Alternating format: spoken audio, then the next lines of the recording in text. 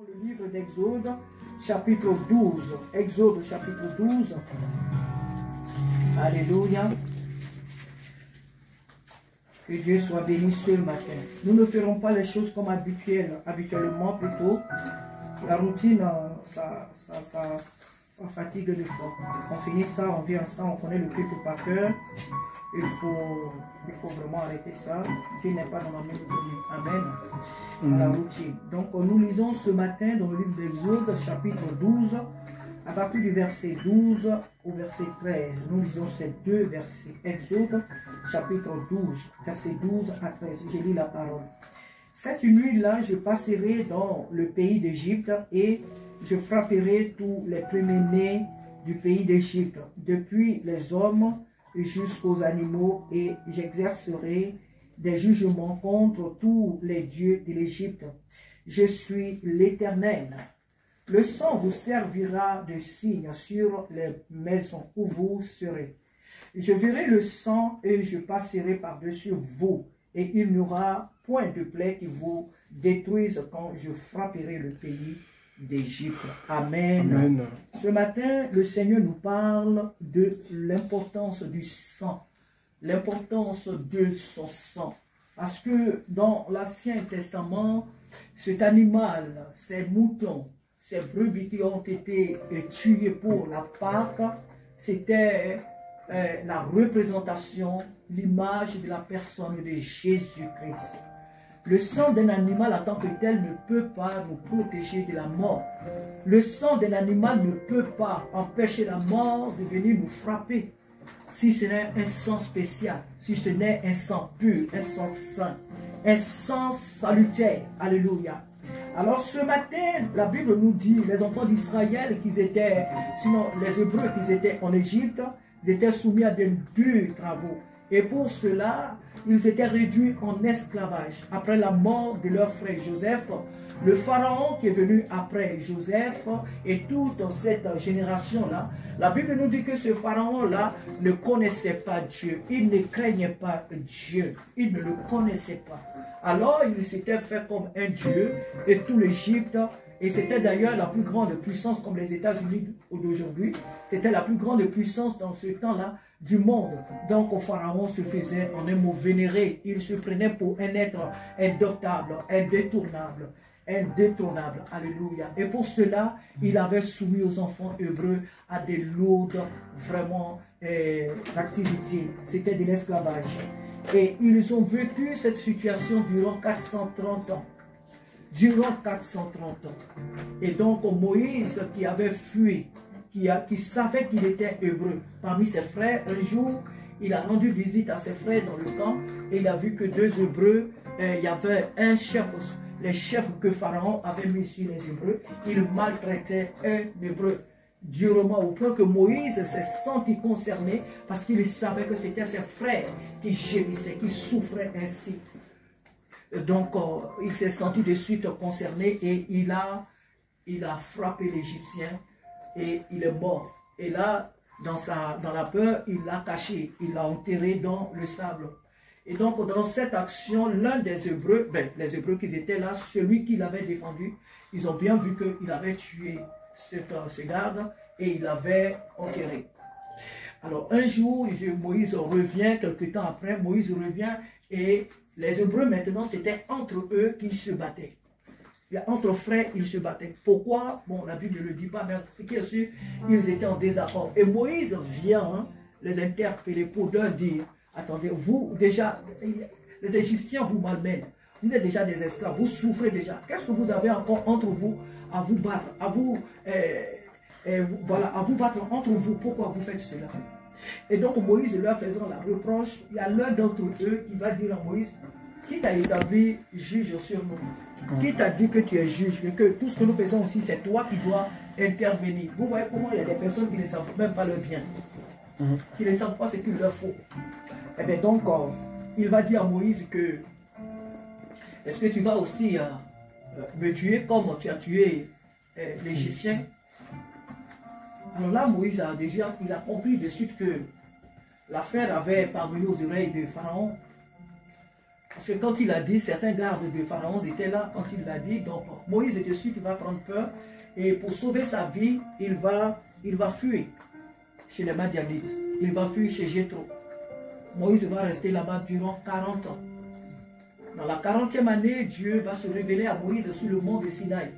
Et Dieu va lui dire, tu dois retourner en Égypte. Après 40 ans, ce pharaon-là était déjà mort.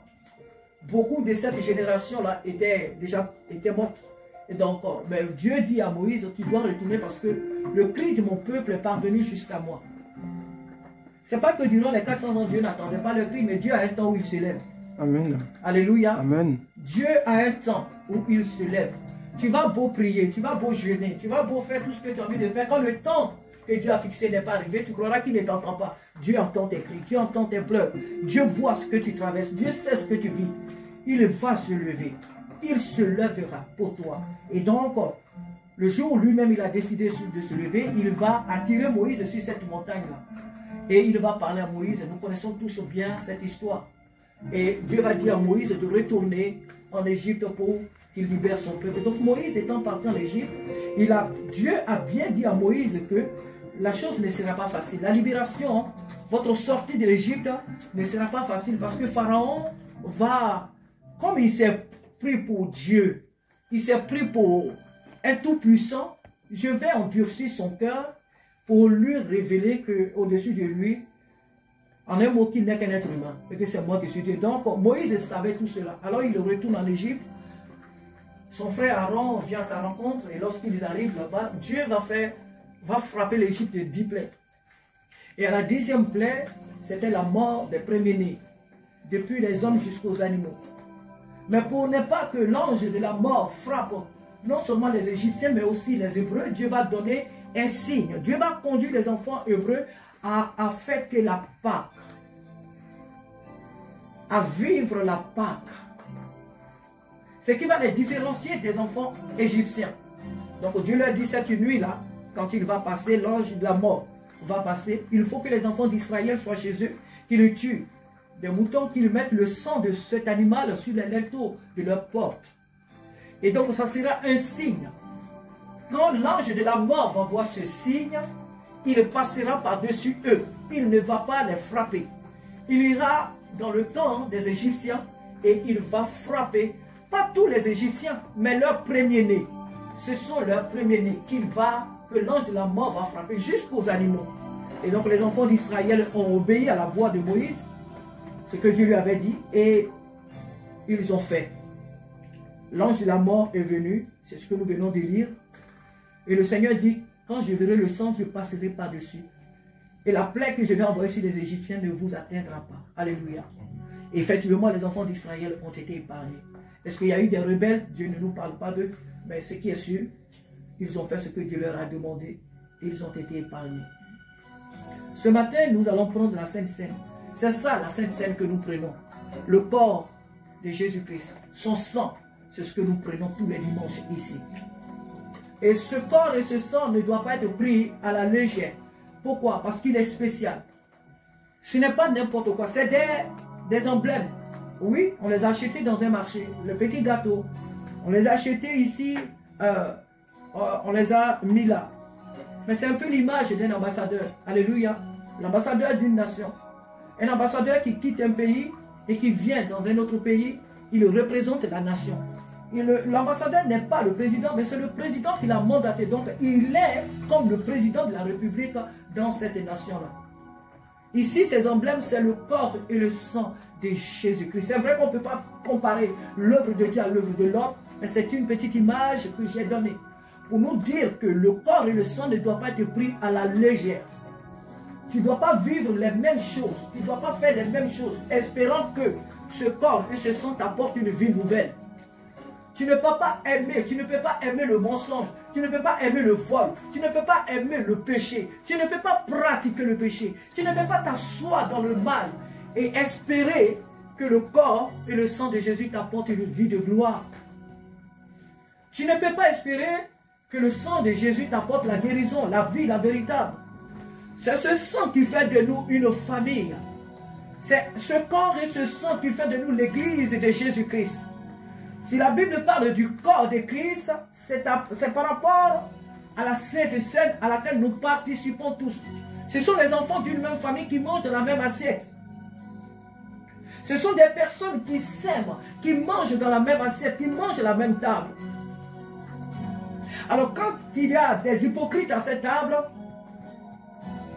c'est très dangereux pour elles, ces personnes. Prenons au sérieux la Sainte Seine, parce qu'elle nous libère de beaucoup de dangers. Elle nous délivre de la mort éternelle. La mort éternelle est beaucoup plus grave que la mort naturelle. Parce que la mort naturelle, si tu es enfant de Dieu, tu rentres dans le repos. C'est ceux qui restent là, qui gémissent, qui pleurent. Mais toi qui es parti à la maison, si vous regardez souvent des témoignages, il y a des personnes que Dieu enlève et qui partent. Quand elles arrivent au ciel, le Seigneur leur dit non, ton temps n'est pas encore arrivé. Je t'avais envoyé pour te montrer des choses. La personne dit je ne retourne plus. Et elle a laissé femme, enfant, tout cela. Elle était sur la terre. Hein. Que ce soit une femme ou un homme, il était bien à la maison et tout, il occupait. Mais dès qu'il est rentré là-bas, il dit je ne retourne plus. Le Seigneur dit tu vas retourner. Parce que ta mission, j'ai été envoyé ici pour te donner des révélations, pour que tu ailles parler à mon peuple, pour que tu ailles parler au monde. Les gens, il n'y a pas quelqu'un qui est mort dans le Seigneur, qui part au ciel et qui a le désir de retourner. Jamais. Jamais. Sur la terre ici, que tu as laissé femme, même si tu étais marié hier, même si tu es chef d'entreprise, même si tu es fils unique pour dire que je ne veux pas que ma mère soit malheureuse. Non. Ici, on ne va pas là-bas pour vouloir retourner sur la terre. Surtout à ces temps des bizarreries qui se passent. Bon. C'est ceux qui restent là, qui gémissent, qui pleurent. Alléluia. Prenons notre vie chrétienne au sérieux, jeunes gens. Prenons notre relation avec le Seigneur au sérieux. Le sang de Jésus nous libère de la mort. La mort physique, mais la mort aussi, surtout la mort spirituelle, la mort qui nous éloigne de la présence de Dieu. Ce sang guérit en nous des maladies. Ce sang restaure beaucoup de choses. Alléluia. Que Dieu nous aide à prendre au sérieux la Sainte Seine.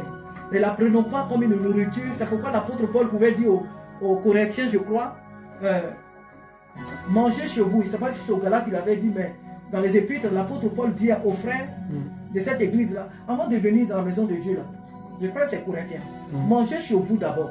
Mangez chez vous et puis venez. Parce que les gens, de la manière ils prenaient la Sainte Seine là, je ne sais pas quelle était la hauteur des pains, quelle était la hauteur des coupes de vin là qu'ils prenaient. Mais la façon dont les gens mangeaient, il avait l'impression que les gens ne mangeaient jamais chez eux. Pour eux, c'était un festin. Non. Donc la Sainte Seine doit être prise au sérieux. Tu bois ce matin le sang de Jésus. Tu manges son corps et tu bois son sang. Est-ce que tu as le désir d'aller au ciel? Est-ce que tu es conscient que tu es enfant de Dieu, que tu es mis à part pour Dieu? Est-ce que tu es conscient que Dieu t'a choisi pour le servir? Tu ne sers pas Dieu pour un homme, pour une femme. Tu ne sers pas Dieu pour un président, pour tes parents. Non, tu sers Dieu parce que lui, il t'a mis sur la terre ici pour que tu sois son service. Est-ce que tu es conscient de cela? On ne prend pas la Sainte Seine, ce n'est pas un jeu. Ce n'est pas une histoire d'on est venu à l'église, on est assis là, on doit prendre la Sainte Seine. Dans le temps de la Sainte Seine arrivé, non. Tu es consciente de ce que c'est que la Sainte Seine. Voilà pourquoi dans les églises évangéliques, on la donne aux personnes qui sont baptisées. Parce qu'on suppose que les personnes qui sont baptisées ont pris elles-mêmes la décision de suivre Jésus. Donc la Sainte Seine ne la donne pas aux personnes qui ne sont pas baptisées. Parce qu'à partir du moment où tu n'es pas baptisé, tu n'as pas encore pris l'engagement de marcher avec Jésus. Tu n'es pas encore rentré dans cette alliance avec Jésus. Donc on ne te donne pas la Sainte Seine. On donne la Sainte Seine aux personnes qui sont mûres spirituellement, aux personnes qui ont pris vraiment l'engagement de marcher avec Jésus-Christ. Parce que c'est une alliance, c'est un pacte qui est signé, c'est un engagement, c'est un mariage. De même que ta femme et toi devant le maire à l'église, vous dites oui, je l'accepte. C'est la même chose que tu as fait dans les eaux de baptême. Voilà pourquoi désormais tu participes à cette table. C'est un pacte. C'est un pacte. C'est une alliance que nous avons avec Jésus-Christ. Dans les épreuves comme les difficultés, tu as dit Seigneur, je vais te suivre. Je vais marcher avec toi. Dans les bons temps comme les mauvais temps, tu as dit Jésus, je reste avec toi. Ne prenons pas cette table à la légère, car la Bible dit encore pour finir. Beaucoup ont pris cette table à la légère. Oh ben, ce sont des choses qui sont prises. On a acheté ça dans le supermarché. Ça c'est des gâteaux. Ça c'est que du jus de raisin. Et des gens ont pris cette table à la légère, elles sont mortes. Elles sont mortes. On ne joue pas avec la Sainte Seine. C'est la table que Jésus a dressée entre toi et moi pour que nous puissions lui rester fidèles jusqu'à la fin de notre jour. Amen. Que Dieu nous bénisse ce matin. On va nous tenir debout, on va se tenir debout et nous allons la partager. Alléluia, elle est notre vie, elle est notre espérance. Alléluia. Nous allons la partager ensemble avec un esprit de liberté. Amen. Majesté, à lui la majesté,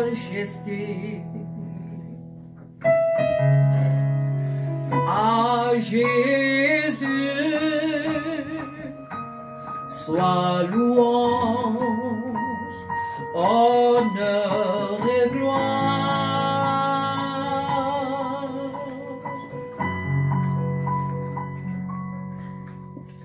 Majesté,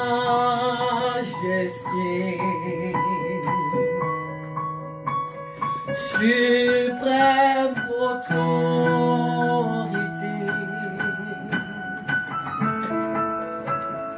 du haut des cieux, son règne vient sur tous les siens. Majesté,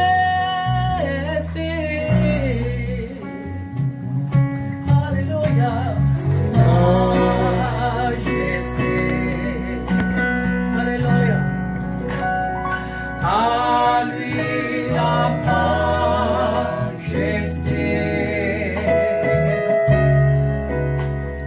à Jésus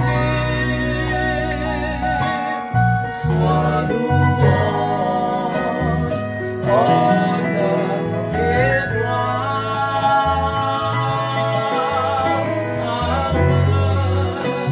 Majesté, majesté, suprême autorité, suprême autorité, du haut des cieux, du haut des cieux, son règne vient sur tous les siens.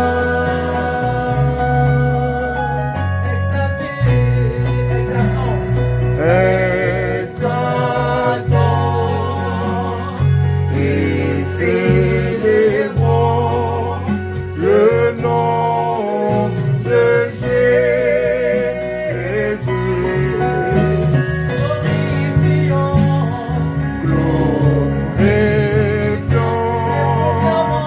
et proclamons Jésus-Christ le roi.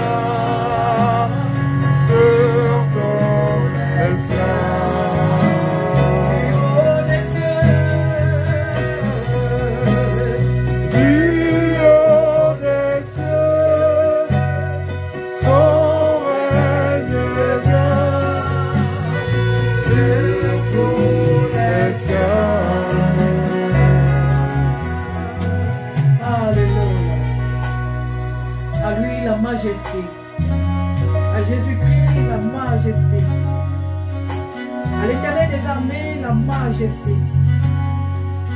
Il est digne d'être adoré. Alléluia.